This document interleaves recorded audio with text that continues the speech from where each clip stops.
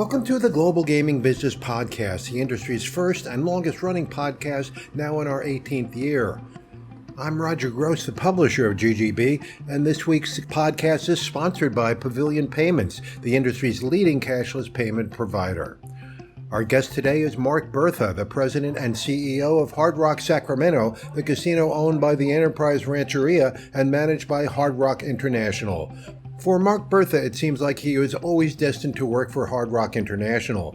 That company's corporate culture fits Birtha's experience and philosophy toward operations like a glove. His previous experience with companies like Mirage Resorts, Las Vegas Sands, Marriott International, Starwood, and Station Casinos was prologue to his hiring to run the Hard Rock property in Northfield, Ohio, just outside of Cleveland. He quickly made that Racino the most successful property in the state, and that success attracted interest from MGM Resorts, which purchased the property in 2019. Birtha went on to develop the Hard Rock Sacramento for the Enterprise Rancheria tribe in California, which he speaks about in this episode. He spoke with me from his office in Sacramento in June. Welcome to the Global Gaming Business Podcast. My guest today is Mark Birtha. Mark is the president and CEO of the Hard Rock Sacramento. What do they call it? Fire Rock as well, or Fire Mountain? Yes, Fire Mountain. Okay. Fire Mountain. Yeah. Well, it's great to have you here, Mark. We followed your career for all these many years, and you've been a very progressive executive. And I knew when you finally got charge of it, well, in Casinos del Sol, you did a great job as well down there. So I knew when Hard Rock chose you, it was definitely a great opportunity for you and for them. So thanks for joining us. Oh, thank you for having me. It's really a privilege and an honor, and I appreciate it. And enjoy all the publication, everything that you have going on out there, and Roger. So I appreciate this opportunity. Okay, great. So this is this is your second opportunity in Indian gaming with Casino del Sol. I remember meeting those tribal members down there, and they were just so glad that you were there, and you were there in the construction of the expansion there, and you did a great job. I really enjoyed it when I got to stay with you down there. So, but your casino now is owned by the Estem Yumika Maidu tribe of the Enterprise Rancheria, and the people usually call it Enterprise Rancheria, correct? That's Enterprise. Yep. Yep. So it took many years for the casino to get approved and built at that location. Why do you think they picked Hard Rock as the casino operator, and how was your relationship with the tribe? Yeah, I mean, it's a great question. I mean, it took literally 20 plus years for them to bring this vision to life, and they went through a number of developers. At the end of the day, Northern California is a great marketplace. It's a competitive marketplace. Right. I think the things that really made the Hard Rock decision, a smart decision on both sides, was clearly the power of the brand. It's a international brand that everyone knows and really enjoys, and automatically you think of Hard Rock, what kind of experience you're going to get. Right. So that really stands out as a draw for people here in the marketplace. I think the management, they evaluated a number of different management teams out there.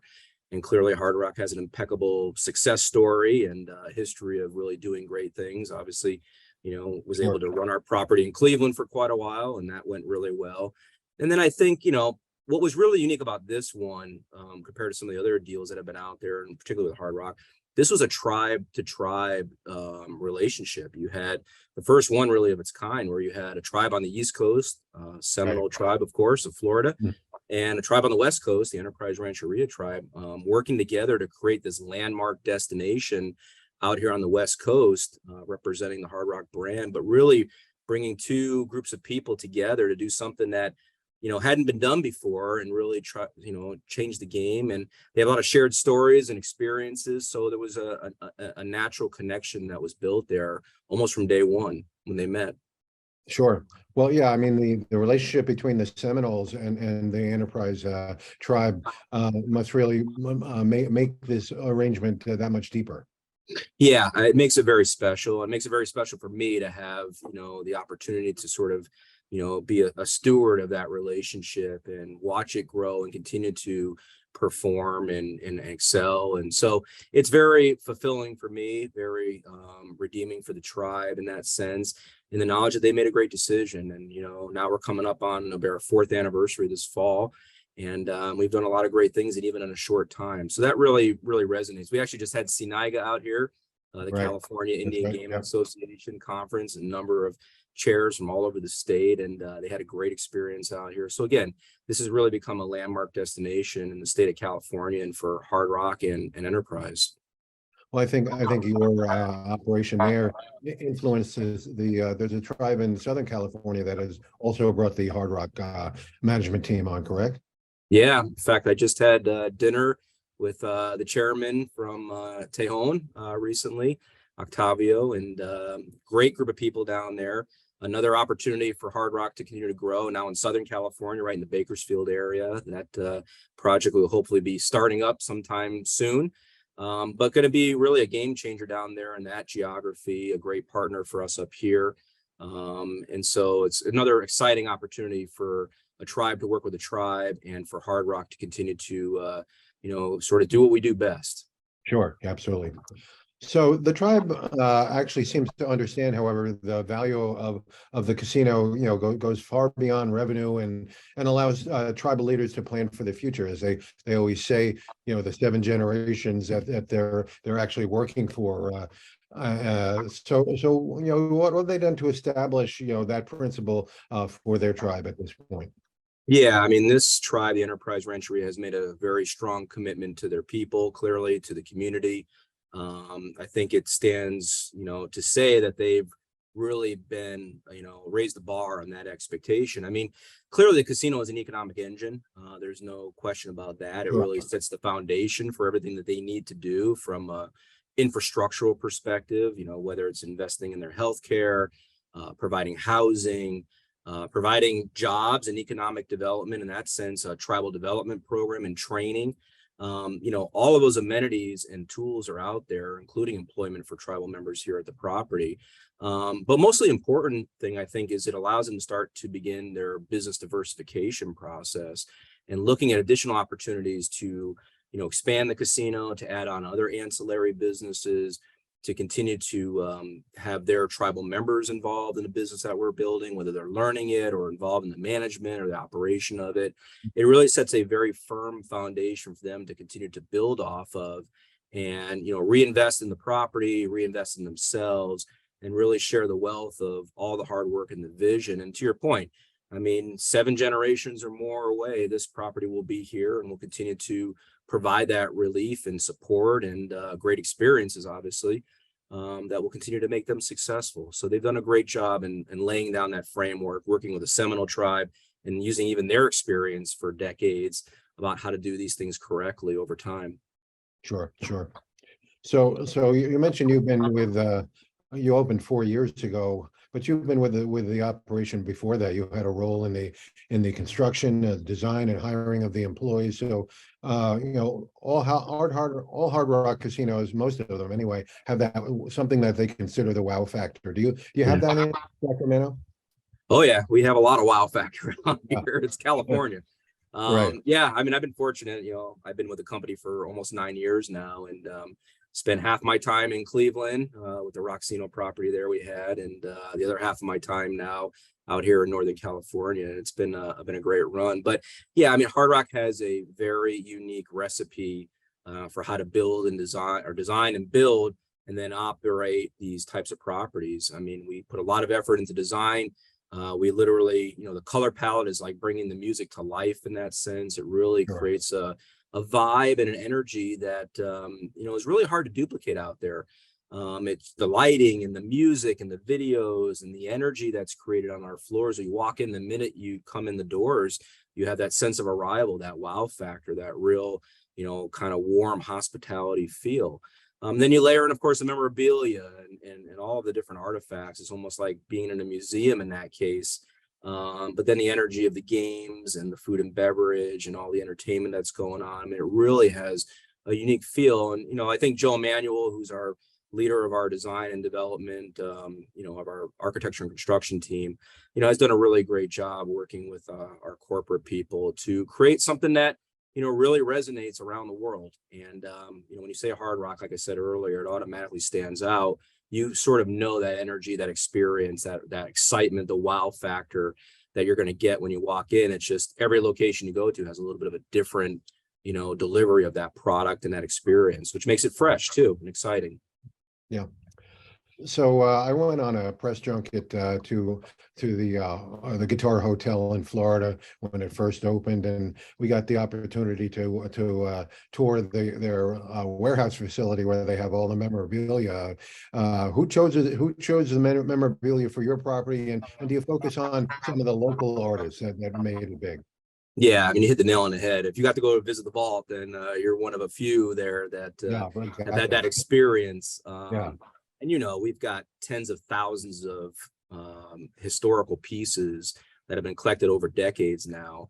And we have a really talented team in Florida led by Gio Talaferro, who heads up all of our memorabilia. And they put a lot of effort in working with the local teams and the design element, trying to bring the property to life with that unique hard rock flavor. And so, whether there's world-class artists that we have over here, like Alex Van Halen or Eddie Van Halen. I mean, Eddie Van Halen, we have his motorcycle, we have his Frankenstrat, we have Beyonce's dress, we have Elvis, one of his suits. I got to throw in a Pearl Jam item that, one of my favorites, of course. Yeah. Got to bring that into the property. And so, you have all of these iconic artists, and there, like I said, there's tens of thousands of pieces of memorabilia that we have out there to choose from. And they really implement them on a worldwide basis, depending on, sort of the clientele that we're catering to. But then to your point, there's a whole local sort of regional facet to it as well. So out here, we have a whole wall in our Hard Rock Cafe that's designed with some of the regional and local iconic artists like Stevie Nicks, who's from the region, Right. Johnny Cash, who you might know, this Folsom Prison thing.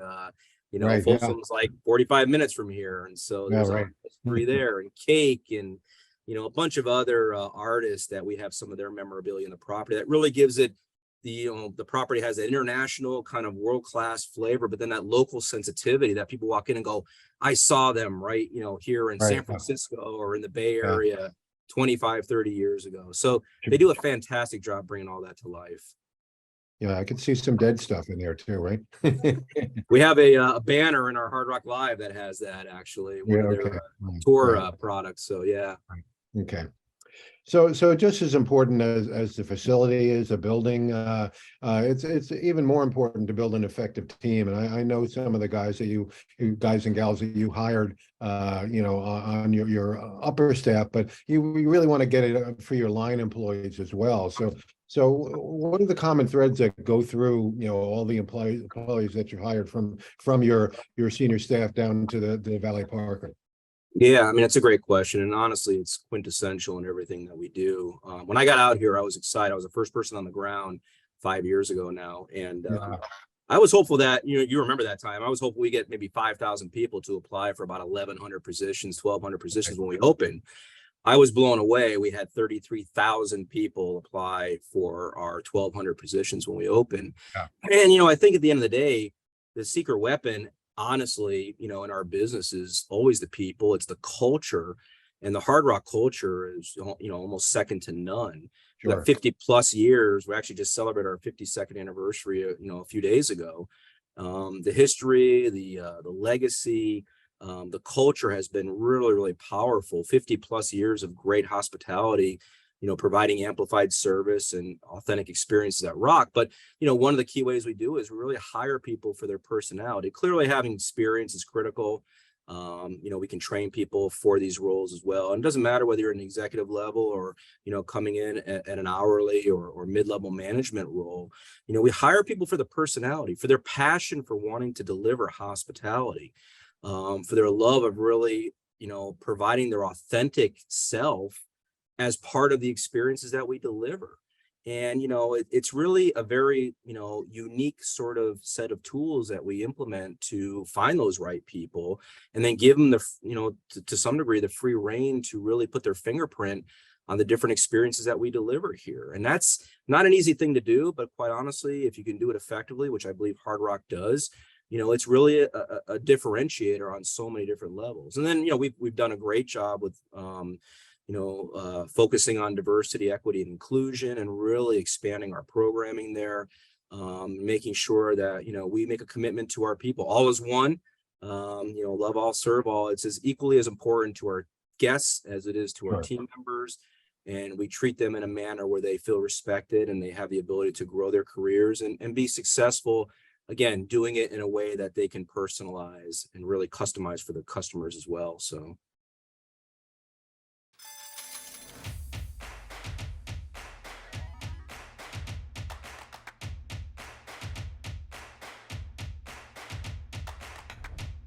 No lines using the app.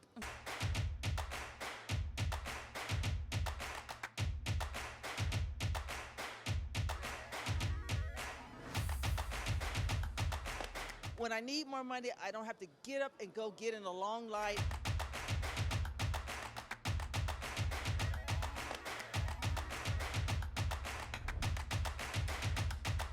I think this is definitely the future of gaming.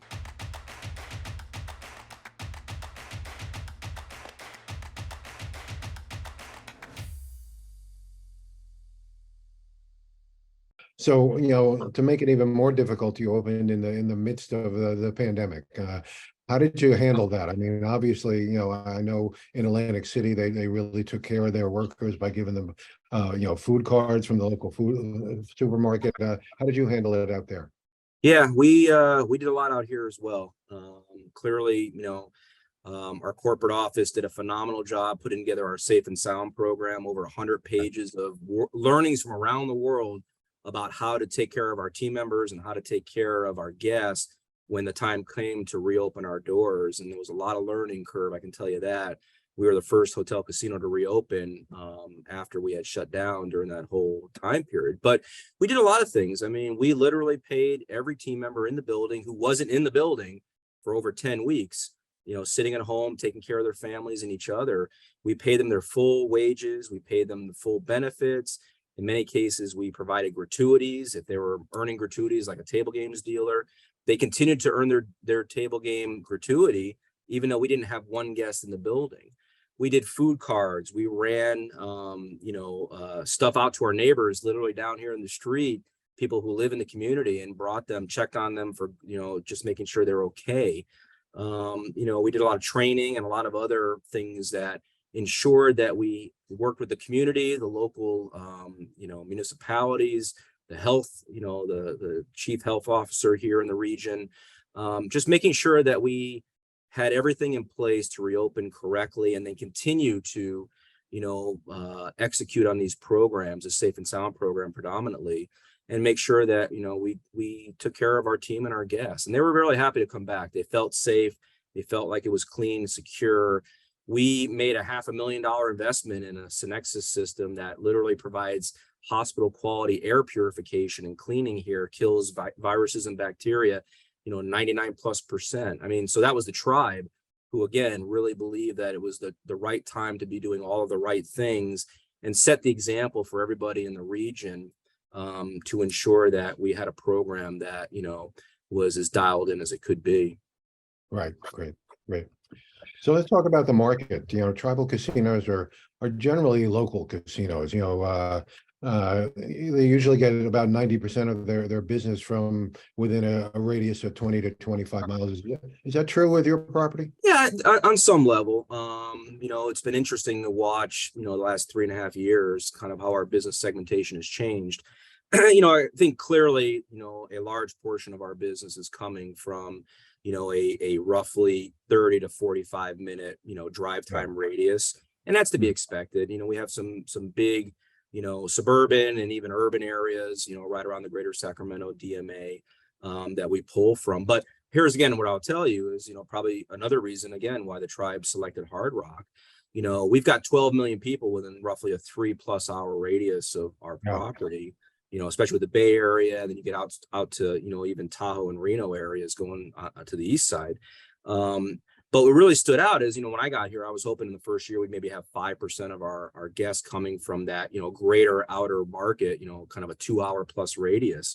We had 20% of our customers in the first year, our visitors coming through the property, that were from those outer regions, which Right. again, it's the power of the brand. It really stands out. I mean, obviously we have a world-class destination here. We have amazing amenities, great service, but at the end of the day, I think what really drove a lot of that is, again, people knew, oh, there's a Hard Rock casino in Yeah. Sacramento area. Let's go check it out. Let's go literally drive on a Friday night, leave the Bay Area at 7 o'clock at night, get there around 9:30, play, eat, have fun, whatever, and drive home at 3 o'clock in the morning, because we really wanted that Hard Rock experience. And we knew what it was Right. going to be. It was world class. It was something unique in the marketplace. And so, we've been able to really manifest a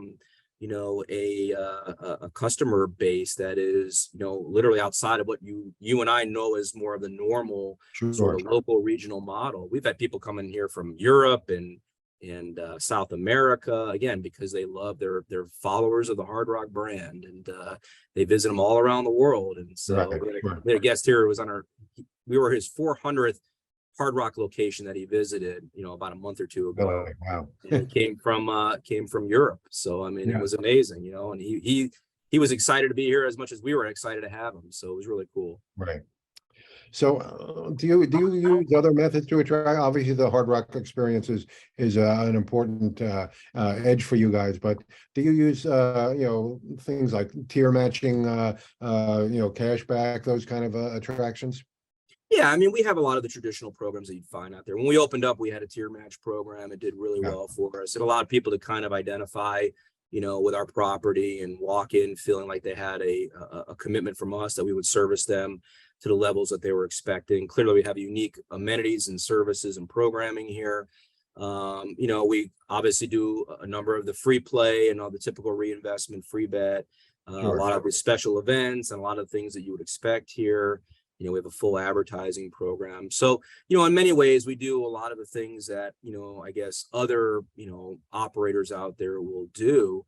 One of the things, quite honestly, that's been a real driver for us recently, of course, is the opening of our Hard Rock Live venue. And, we're getting a large portion of people coming to these shows that have never been to the property before.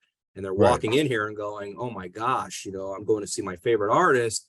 It's an amazing facility. I had no idea on some level that this was even here, and they're having a great time. And then, of course, they're coming back here to enjoy it again. So, at the end of the day, I think there's lots of tools that we all use to bring people in. But, what's critical is giving them that experience when they do arrive, and then ensuring they have the opportunity to come back again. And that's the core of, our business and, long-term success. Right. Right. So, of course, as a music-themed establishment, entertainment got to be a key to attracting these players. And so tell us about your showroom, which is Hard Rock Live, right? Some of the artists you've had in there, since you started. Yeah, we've had a great run. We just celebrated our 1-year anniversary, if you can believe it. And hopefully you'll get up here for a show. I know I've invited you. Yeah. So one of these days, but it's been a great run. We opened up our Hard Rock Live venue. It's 2,500 seats, world-class design, from acoustic panels on all the wall treatments, fold-in telescopic seating. Sino Plus was our designer on it. They're a world-class entertainment venue designer. And it's really got a great intimate feel, high quality. You walk in there and you see Dolly Parton's outfit, or Garth Brooks, or, the Grateful Dead, or even Pink Floyd, some memorabilia from them. We've got some great second level mezzanine experiences with skyboxes and a VIP meet and greet area. But, most importantly, it's an intimate experience. You can't get a bad seat. You're not more than 100 feet away from the stage, no matter where you are. And we opened up with Maroon 5. This year, we kicked off with Pitbull, sold out show with him. We had 2 Sting sold out shows recently. Wow. Yeah. Tonight, we literally have Earth, Wind, and Fire performing. We have Diana Ross sold out tomorrow as well. We have Halsey coming in. We've had a lot of new up-and-coming artists like Hardy, who's a really well-known country performer. We've had Sabrina Carpenter, who's more of a Disney, younger artist. Right. So we really cover a lot of different genres. We really provide a very, broad spectrum of entertainment. We had Chris Rock, we had Mike Epps. I mean, we've had the comedy side. We had Matt Rife coming. So we really cover all the different sorts of entertainment experiences. And what's great about the facility is not only does it provide great shows, we're going to have about 80 shows this year, and probably 2/3 of them are going to be sold out at this point. We're tracking really well. We were named Best New Venue nominee last year, a venue to watch by Polestar and Billboard. But we're also able to use the space flexibly. We've had charity events in there. We've had, we work with Beale Air Force Base and have a number of their events in there. And it's even programmed that if there were ever, God forbid, a crisis in the region, it's designed because the tribe really wanted to make sure we had a facility that supported the community, again, to be a relief center if needed. So, it's flexible. It's a great space, but it's really gives us another tool in our arsenal to really attract people and give them, these authentic experiences at Rock. Sure, absolutely. So you mentioned, you gave back to the community during the pandemic, and I know the employees usually drive that kind of stuff. Did you find that in your operation up there? Yeah, it's funny you would even ask that, because going back to why is our culture so powerful? Take time to be kind is our mission statement when it comes to philanthropy in the area. And I think people are attracted to Hard Rock because we walk the talk. We talk about love all, serve all, and take time to be kind, save the planet, all of these things. But we go out there and do that. We have a culture club, which is a group of our team members that lead other team members on these different activities. And they've done a great job engaging and energizing our workforce here with all kinds of different activities that really benefit the community. So since we've opened up, a little almost 4 years ago, we've donated almost $2.5 million in charitable donations and in-kind gifts and all kinds of things we've done here in the community, from supporting the American Red Cross during a lot of the fire issues that have happened up in Northern California, building a Ronald McDonald House room down at the by the UC Davis Medical Center. They've got a Ronald McDonald House there. Our big flagship is Pinktober. We do a lot with breast cancer research and awareness and support. We did a $100,000 donation last year to the Ride Out Adventist Hospital here in Marysville, literally 15 minutes from here. We're going to have our big event again this October. That's a company-wide initiative that we all really take a lot of pride in. And I think, again, that's why the tribe selected Hard Rock. That's why we continue to raise the bar and just, really be there for the community, whether it was COVID or all these different initiatives that we've had out there. We continue to make sure that we take care of our neighbors and our families and people who are here in the region, when they have the need. And I think people really appreciate that. And I think it resonates on so many different levels and just makes us proud of the things that we do, outside of even just the work and the day-to-day stuff. So. Sure, absolutely. So what's next for Hard Rock Sacramento? Do you have expansion plans? More hotel rooms, more meeting space? What's coming up? Yeah, it's an interesting question. I mean, we just finished our expansion with our Rocktain gas station and some office and meeting space, and of course, Hard Rock Live. And again, this was literally almost a year and a half after we opened. During a pandemic, we're expanding the property and adding this phase 2.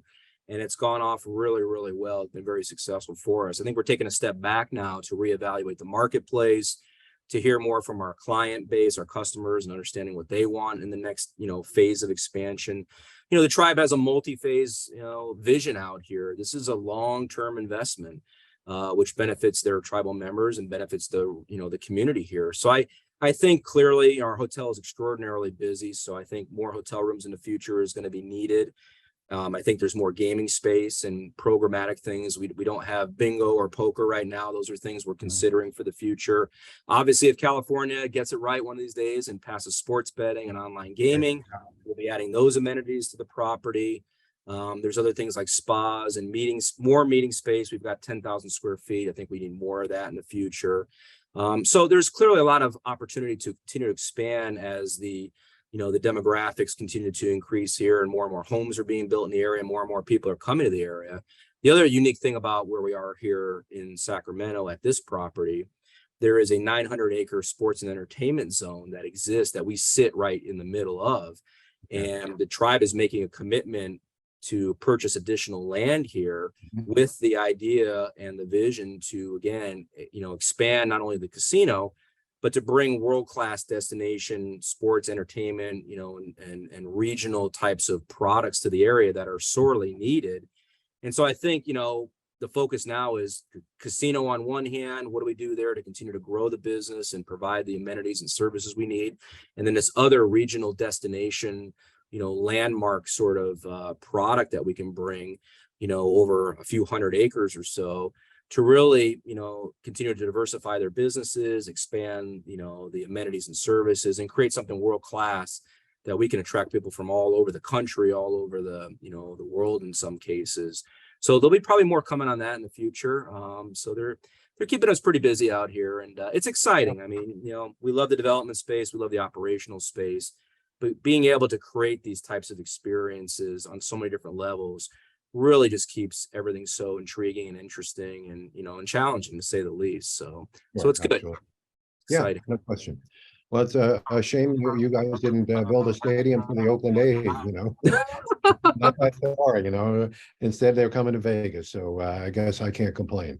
Yeah, well, it looks like, between the Golden Knights and clearly football coming from there. I mean, it's, a lot of great things going on in Vegas. I love my 20 years there, and I'm so happy to see the city do so well. And, it's great for the evolution of Las Vegas. And so, yeah, it looks like they're going to be heading out that way. We still have the Giants, so I think we'll survive. And we have the Kings right down the street here, Sacramento Kings. So, yeah, that's right. Yeah, it's all good. It's all good. Well, Mark, thanks for taking the time to fill us in on the progress up there. Once I'm able to, I want to get up and visit you because I've heard such great things about you, and you really can't evaluate a property till you see it in person. So as soon as I can do it, I'll be there. Well, you always have an open invitation. I truly appreciate this opportunity to catch up with you as well. Love being on the advisory board for GGB as well, so I appreciate that, and thank you for all the great things that you're doing, keeping us all educated and communicated and abreast of everything going on in the industry. So congratulations to you too, Roger. We appreciate it, so thank you. Okay. Well, we'll be in touch. We'll stay in touch and continue to fill people in on the exciting things happening at Hard Rock Sacramento. Thank you. Appreciate it. Thanks for joining us on the GGB Podcast, sponsored by Pavilion Payments, the industry's leading cashless payment provider. To learn more about the topics discussed today and all the important issues in gaming, check out Global Gaming Business Magazine. For a free virtual copy of the magazine, subscribe at ggbmagazine.com. To stay current with the weekly news of the gaming industry, subscribe to ggbnews.com. Use the coupon code GGB180 for a free subscription. Don't miss a single episode of the GGB Podcast. Subscribe on Amazon, Spotify, and Apple Podcasts today. So we'll see you next time on the GGB Podcast.